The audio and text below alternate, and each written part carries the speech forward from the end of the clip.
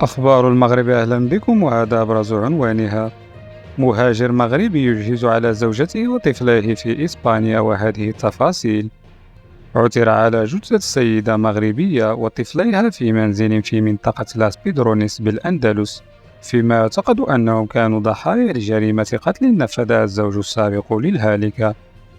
وذكرت وكالة الأنباء الإسبانية أن تغيب الضحية التي تدعى أمال والبالغة من العمر 30 عامًا عن عملها دفع أحد أصدقاء العائلة إلى إبلاغ السلطات، التي باشرت بحثًا قاد إلى العثور على جثث الثلاث.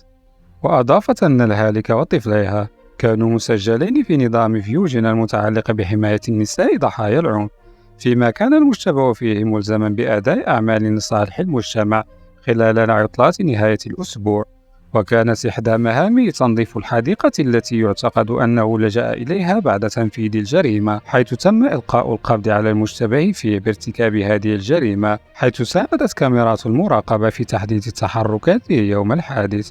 وهو قيد الاحتجاز لدى الحرس المدني الإسباني في انتظار عرضه على القضاء. واستنادا إلى مصادر مقربة من أسرة الضحية، ستتم إعادة الجثث الثلاثة إلى المغرب بغرض الدفن في بلدهم الأصلي فور الانتهاء من إجراءات التشريح الطبي.